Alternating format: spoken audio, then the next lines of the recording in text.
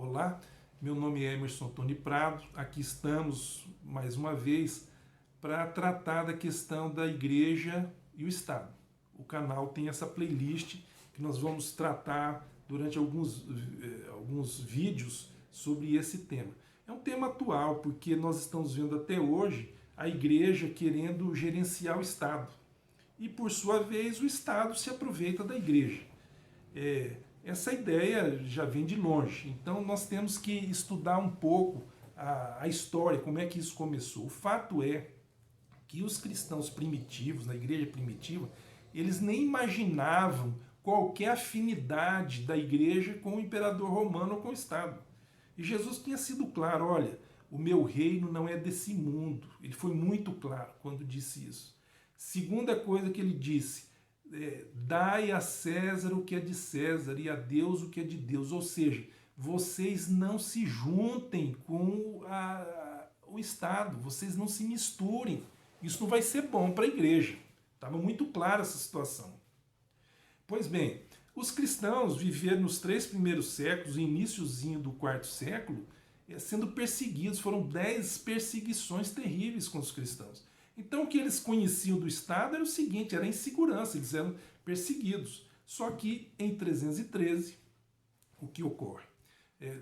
Constantino se converte juntamente com o seu cunhado Licínio, eles fazem o Edito de Milão que dá liberdade religiosa para a igreja. Então a igreja agora não sofria mais aquele problema com o Estado, mas ainda não estava aliada ao Estado, muito embora Constantino, agora imperador romano, estivesse dando uma série de benesses aos bispos e foi mudando tudo, e a igreja passou a ser um pouco mais luxuosa, as roupas, e, bom, a história conta toda essa situação que ocorreu. Pouco tempo depois, em 380, o imperador Teodósio I, que também era cristão, agora decreta que a igreja era a religião oficial. Nesse tempo, era o bispo de Roma, Damaso I.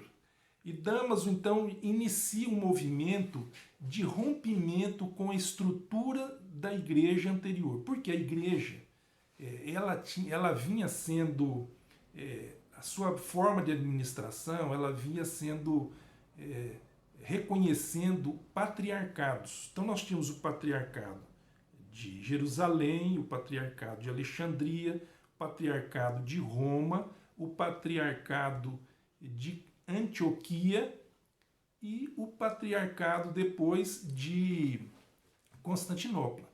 Mas agora, a partir de Damaso, começa um movimento no sentido de dar uma autoridade maior ao patriarcado de Roma. Essa ideia ela não era tão recente assim, porque no final do 3º século houve uma disputa de um bispo de Cartago, norte da África, com o Estevão de Roma. Era sobre os hereges, se eles podiam ser rebatizados ou não. E a coisa não andava até que Estevão de Roma invocou um princípio. Ele disse, olha, Jesus Cristo disse que, lá em Mateus 16 fala isso, Jesus Cristo disse que para Pedro, tu és Pedro e sobre essa pedra eu edificarei a minha igreja.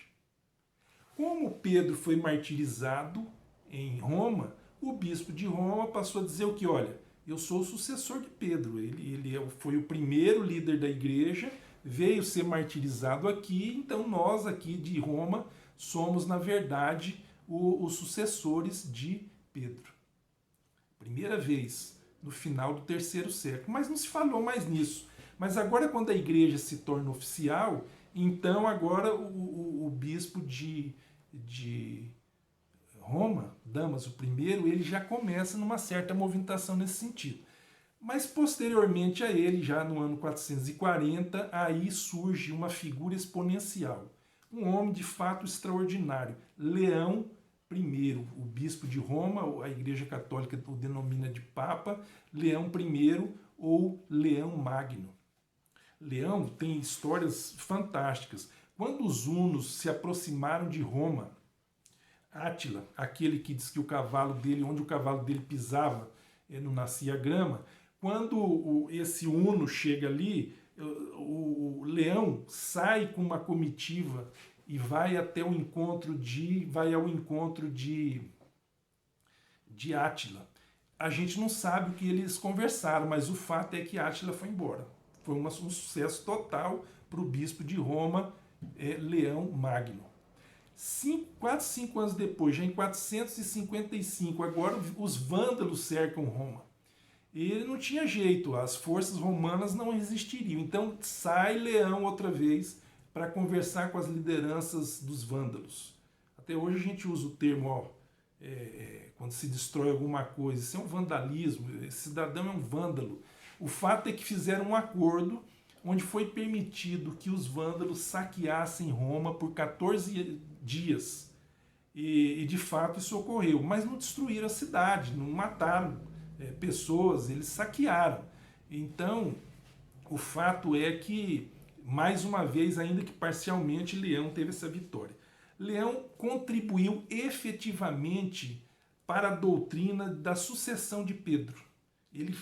Tudo que ele escrevia se denominando, com o espírito de que ele era um sucessor de Pedro. Ele acreditava nisso. A tal ponto, então, que Valentiniano III, no dia 6 de junho de 445, ele faz um decreto reconhecendo a primazia do bispo de Roma conforme Pedro.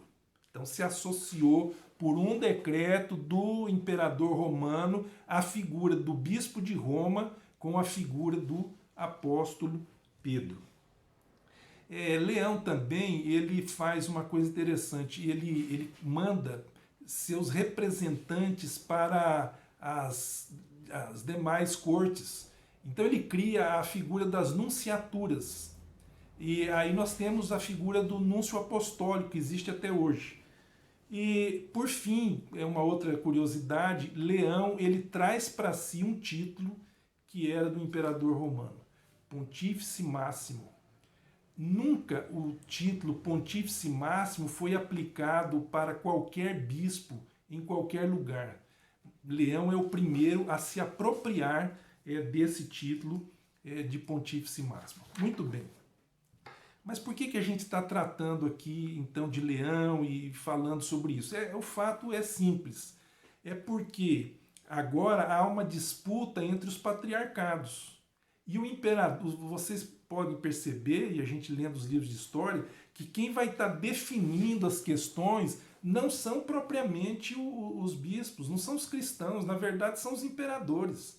São eles que convocam os concílios. Aliás, desde o primeiro concílio, aquele de Nicéia, quem convocou aquele concílio foi justamente Constantino. E assim a coisa prossegue. Pois bem, naquele tempo estava havendo uma questão dentro do cristianismo que se tratava da natureza de Cristo. E a questão era se Jesus Cristo tinha natureza divina e humana ou se Jesus Cristo tinha apenas a natureza divina. Os que defendiam que ele tinha apenas a natureza divina eram os chamados monofisistas. E dentre esses monofisistas, talvez o cidadão que mais teve assim relevância na discussão, não que ele fosse tão importante assim, mas um cidadão chamado Eutix. Então o imperador Teodósio II convocou um concílio chamado Segundo Concílio de Éfeso, colocou para presidir o concílio um dos patriarcas, o de Alexandria, chamado Dioscuro. E naquele concílio estava presente também Flaviano, que era o arcebispo de Constantinopla. Pois bem, anteriormente Eutix tinha sido excomungado. E era justo ou não? Então essa era a questão que estava se debatendo ali. Eutix foi absolvido por 111 dos 130 bispos ali reunidos.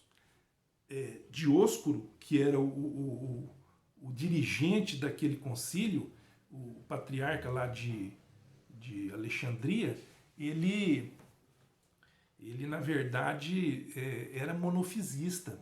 Então ele estava associado com Eutix, absolveram Eutix.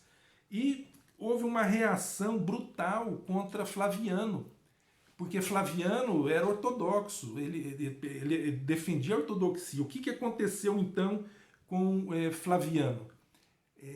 Dióscuro e Eutix incitaram a turba e, na verdade, praticamente já mataram Flaviano, porque ele vem a falecer 2 dias depois. Nesse concílio também, o concílio se achou por bem excomungar o bispo de Roma, Leão. Para resolver essa situação foi convocado um novo concílio. E quem convoca o novo concílio? O imperador de Roma, agora Marciano. Esse Marciano era casado com uma mulher chamada Pulquéria. Conclusão desse concílio. Esse concílio é o chamado Concílio de Calcedônia. E ele se reúne no ano 451. O concílio anulou as decisões do concílio anterior, o segundo concílio de Éfeso, portanto o monofisismo acabou. A decisão ficou que Jesus é perfeito, divino e humano. Mas há um detalhe aqui que é importante. Foi igualada Constantinopla e Roma. No cânon 28 desse concílio, das decisões, é dito no cânon 28 o seguinte: o bispo da Nova Roma, Constantinopla, gozará dos mesmos privilégios que o bispo da Roma Antiga, por causa da remoção do império. Então perceba uma coisa que nós temos aqui. A luta continuava. Quem está interferindo dentro da igreja? Os imperadores. Leão, o bispo de Roma, considerou nulo o resultado e as decisões do concílio de Calcedônia. Pulquéria vai até Dióscuro e diz para ele, diz uma frase célebre: olha, no tempo do meu pai tinha um homem teimoso e você se lembra do que aconteceu com ele. Ao que Dióscuro responde: lembre-se que a sua mãe rezou no seu túmulo e como ela estava sangrando de doença. Pulquéria dá um tapa na cara de Dióscuro e Dióscuro perde alguns dentes. Enfim, vocês percebem que a igreja não decidia mais como se decidiu em Jerusalém. O primeiro grande concílio da história está narrado no livro de Atos. Ali a igreja, sem o Estado, sem interferência de imperadores, sem nada disso, a igreja decidiu de forma pacífica. Mas tudo isso redunda num último fato que eu gostaria de narrar para vocês. Pois bem, poucos anos depois, como consequência de toda essa situação, Zenão I faz um documento onde todas as decisões de Calcedônia são eliminadas. Sobra apenas o que foi decidido em Niceia e Constantinopla, os 2 primeiros concílios lá atrás. Zenão era quem? O imperador romano. O que ele faz? Ele decide questões de teologia da igreja. Assim, nesse momento, Zenão, o Simplício, o bispo de Roma, vai excomungar Zenon, o próprio imperador. E ele também excomungou o patriarca de Constantinopla e o patriarca de Alexandria. Essa mistura da igreja e do Estado não fez bem para ninguém, especialmente para a igreja. E houve então um cisma na igreja, o chamado cisma cassiano, que a igreja ficou separada, 2 blocos, até Justiniano I, que vai estar assumindo o trono no ano 520, mais ou menos. Nós vamos falar sobre isso no futuro. Qual a diferença entre a igreja primitiva e a igreja que adotou essa amizade íntima com o Estado? Pelo que nós contamos aqui, você já percebe. Não é boa a ideia de igreja e Estado andarem juntas. Um abraço.